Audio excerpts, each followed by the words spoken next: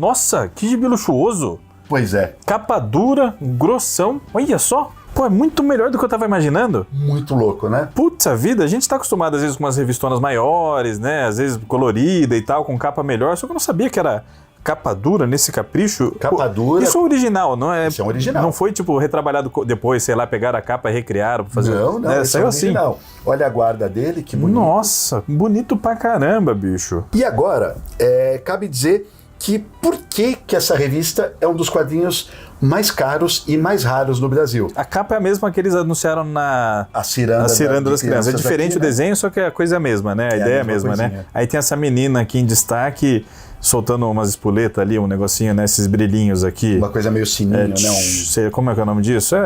Tinha muito isso quando a gente era criança, né? Estralinho, uns negocinhos assim, né? Olha só, puta, que edição caprichada, bicho. Não tem quarta capa com texto demais, assim, de propaganda, nada, né? Super sóbria, né? Capa, logotipo, é que leiam sempre gibi e o Globo Juvenil. Só isso. Eu acho que eles entendiam isso como uma publicação de luxo mesmo. Com certeza. Então tem lá uma guarda bonita e tudo. É um papel diferenciado do papel que vinha no Globo Juvenil e que vinha na revista Gibi, né? Aliás, a própria revista Gibi também fez anúncios desse lançamento, mas infelizmente essas edições eu não tenho. Certo. A gente cola a capa aí pro pessoal ver. Olha, eu tô de cara. E vinha também essa meia casaca? Isso aqui é original também? É original não também. Não foi você que colocou pra reforçar nada? Isso aqui já veio? Não, eu não coloquei pra reforçar. Todas as edições do Gibi de Natal e muitos dos almanacs que eu tenho vêm com essa meia casaca. Caramba! Só se alguém lá atrás colocava isso daí pra reforçar. Tá. Né? Mas todas as edições que eu vi até hoje são assim. Então, uau! Acredito que seja do original mesmo. Nossa, que bela edição, hein? E como eu disse, não é tão fácil assim você ver uma edição dessas hoje em dia, porque acabou sendo uma das mais raras mesmo. Por que isso? Por que isso? Quanto custa isso aqui que eu tô segurando na minha mão agora? Olha, nesse momento... Eu devo me preocupar? Deve. Nesse momento, eu diria que tem uma edição à venda na internet. Se você for na Loja Rica, que tem muitos quadrinhos antigos, eles têm um quadrinho à venda. Sabe quanto que tá? Não. Jéssica, põe esse print aí na tela. Olha o valor. R$13.500. Puta que eu pariu. Um gibi de R$13.000. É preço de arte original aí, de grandes mestres e tal. É uma paulada. R$13.500 isso daqui. Assim, né? Eu não vou perguntar quanto você pagou nisso. Eu comprei faz tempo, né? Eu não vou te comprometer perante o público, perante a esposa e familiares e tudo mais. Mas, Alexandre, que isso? Acho que eu nunca vi um gibi tão caro. Digamos assim, né? É aquela velha história. O negócio sai consolidado quando você tem um comprador. Mas isso indica que o gibi é muito caro. Sim. Digamos que comprar esse gibi hoje em dia por 6 ou 7 mil reais, que já é um valor bastante elevado, seria uma barbada. Até porque, tirando esse da Rica, dificilmente você vai ver outro à venda. É muito, muito difícil de aparecer. Meu Deus. Justamente, talvez, por essa lenda que eu vou contar agora. A gente tem algumas lendas aí no colecionismo nacional e esse quadro aí, o Papel Jornal, ajuda a preservar essas memórias. Se é verdade ou não, galera, eu não sei, mas é uma história maravilhosa. Nós temos um dos maiores, talvez por muita gente tido como o maior colecionador da história do Brasil. Alexandre Calari.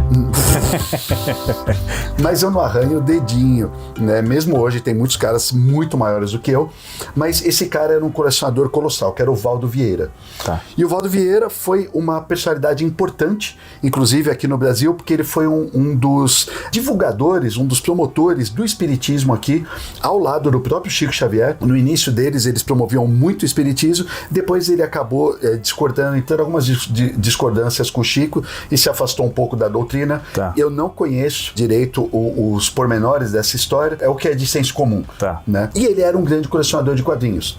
Hoje, a maior parte da coleção dele está num instituto lá no Paraná, né, já está há muitos anos lá. Parte dessa coleção foi, na verdade, desviada, né? Alguma coisa foi vendida e tal, muita coisa foi vendida lá no Rio de Janeiro, isso há muitos e muitos anos, mas o grosso da coleção está lá. Qual é a relevância do Valdo Vieira na história? E agora entra a lenda, né? Supostamente, o Valdo Vieira queria fazer um laboratório. Ele queria transformar, já naquela época, nos anos 40, ele queria transformar um quadrinho em algo raro. Tava especulando. Então ele falou assim, olha, eu tenho esse gibi de São João, que foi, como a gente viu, alardeado como a maravilha do ano pela editora O Globo e tal, isso aqui lá. Então eu vou pegar e vou adquirir a maior quantidade possível de edições dessa tiragem, né? Então tudo que eu ver do gibi de São João eu vou comprar e eu vou destruir a maior parte do que eu comprar. Não é possível. Por que isso? Essa é a lenda. E é o tamanho porque é o Brasil, né? Isso aqui é distribuído no Brasil inteiro, né? Essa é a lenda. Foi comprando. Falava que ele pedia, ele se correspondia com as pessoas, com outros colecionadores, e ele pedia que as pessoas fossem comprando, enviassem para ele, e ele ia destruindo. Aí ele foi fazendo fogueiras de São João. Assim, todo São João ele ia lá fazer uma fogueira de gibi. Que isso? Essa lenda, vários colecionadores de época, né, que conviveram com o Valdo, relatavam isso, né, diziam que realmente, de fato, ele destruiu essas edições, e pelo menos um profissional da indústria, que foi o Ota, também falava isso abertamente, que ele fazia isso daí. Né? Caramba! Com qual propósito? Olha, se eu destruir uma grande quantidade desses gibis, automaticamente os outros vão ficar mais raros, para um dia eles valerem muito. Que plano maluco, plano de vilão de quadrinho mesmo, né? Não parece uma coisa que, sei lá, Lex Luthor pensaria assim, vou destruir todo o resto porque só eu vou ter um e tal. Que doideira, cara! Agora, é uma lenda, né? A gente não sabe se é verdade ou não, mas é uma história muito bacana, muito, muito louca de ser contada.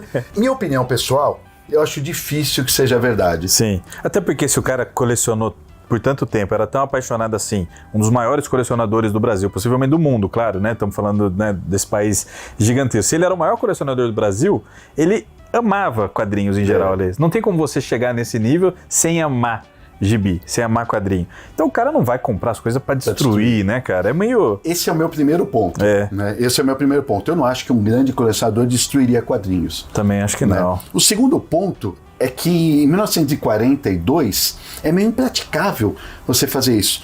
Primeiro que as tiragens eram grandes. Pois é o que eu falei, distribuído no Brasil inteiro, né? Não estamos falando de hoje em dia que a gente faz, sei lá, 5, 6 mil exemplares. Quanto que era uma tiragem de gibi, edição especial da Globo? Olha, Globo Juvenil e a revista Gibi tinham tiragem de jornal, então eram milhares e milhares. Mesmo que essas edições especiais tivessem uma tiragem limitada, que fosse 5 mil exemplares. Não, acho que era muito mais, Ale. Eu chuto mais, mas enfim. Mas que fosse 5 mil. Né? Imagina, uma tiragem do Pipoca aqui, normal, de 5 mil. Como é que você consegue enxergar hoje, com toda a facilidade que a gente tem, alguma pessoa conseguir comprar uma tiragem inteira do Pipoca? Não dá, cara. Não dá. Como é que esse cara fez isso naquela época? Então, é uma lenda maravilhosa de colecionismo. Muito, muito boa. Mas eu, particularmente, acho que tem algumas falhas aí. Mas outros colecionadores que conheceram ele falaram, o Ota falava e tal. Pode ser que eles estivessem na zoeira. Sim. Pra promover ainda mais a lenda. Às vezes foi uma piada, às vezes ouviu de, né, assim, aquele negócio, você escutou uma fofoca ali e interpretou errado. É a história também de quem conta um conto, aumenta um ponto, né? E, pô, estamos agora em 2024. Essa história aí deve ter, né? Eles só quiseram promover a zoeira mesmo. A zoeira, exato. E tal, não sei. Mas, aí vem o terceiro aspecto da história. Não muda o fato que é um dos quadrinhos mais raros do Brasil. Caramba. E você não encontra. Por que diabo você não encontra? Esquisito, hein? Esquisitaço. Puta, eu queria muito saber a tiragem disso. Porque é isso, pode ter sido algo na casa aí dos 20, 30, 100 mil exemplares, pode ter sido algo muito reduzido mesmo, pode ter, sei lá, tem umas histórias assim, né, deu problema na gráfica, tiveram que recolher o lote e só algumas coisas, uma parte disso chegou nas bancas. Uma coisa que aconteceu por ser Segunda Guerra Mundial, quando a Segunda Guerra começa lá em 39, 40 e 41, as coisas continuaram normais aqui em termos de publicação.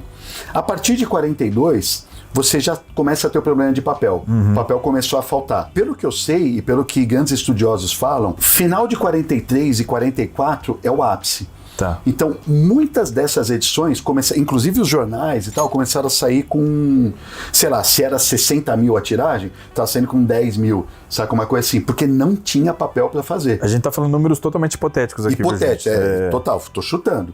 Mas a gente sabe que no final de 43 e 44 já estava rolando isso, né? Tá. A partir de 45 você ainda tem esse problema e tal, mas já começa a normalizar com o término da guerra.